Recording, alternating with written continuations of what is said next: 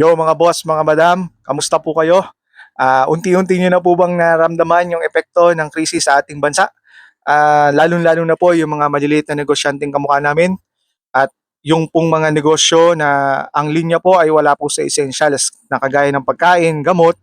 So, nararamdaman po namin yung epekto ng krisis dahil maaaring ang aming pong negosyo ngayon ay nasa list priority ng mga tao. Uunahin po nila na instead po na ilagay yung pera nila doon sa pagpapaganda ng lifestyle nila, ay ilalagay po nila yung resources nila para po doon sa mga necessity.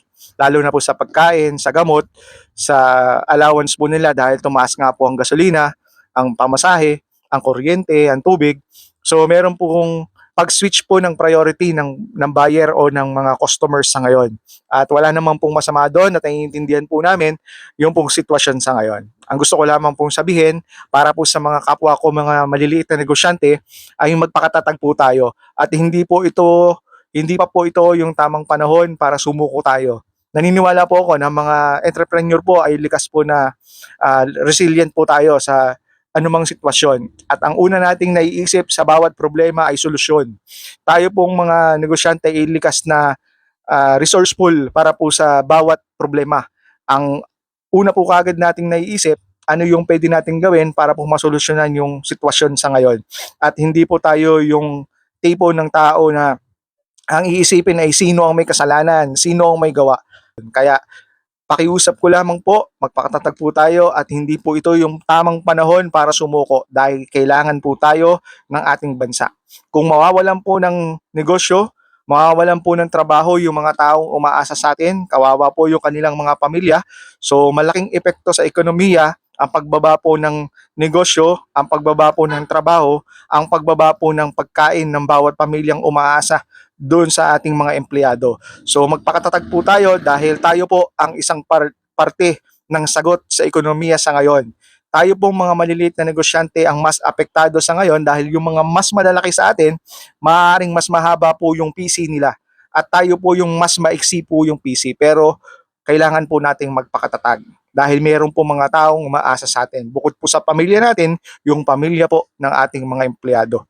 So, magpakatatag po tayo at kaya po nating lagpasan ito pong krisis na ito. Mahaba pa po yung laban, maaaring tumagal ng buwan o taon, pero wag naman sana. Pero kailangan nating maging handa at magpakatatag para po handa tayo. So, nalalapit po ang mahal na araw. So, gamitin po natin yung panahon na yon para po magnilay. Ano pa po yung ating magagawa sa ngayon? Ano pa po yung ating mga pwedeng itulong sa ating bansa, sa ating komunidad?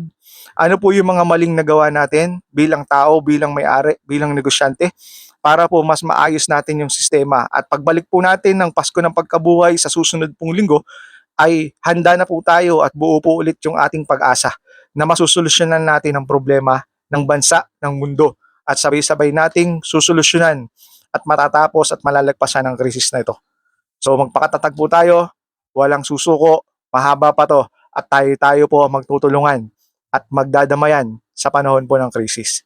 So wag po natin kalilimutang magdasal at ipagdasal natin ang ating mahal na bansa, ang mundo, para po sa ikaayos at kapayapaan nito. Bibigay sa atin ng Diyos kung ano yung totoong sagot sa ating mga negosyo at yung totoong sagot para po sa krisis na ito. So maraming salamat po at mag-ingat po kayo palagi. Maraming salamat.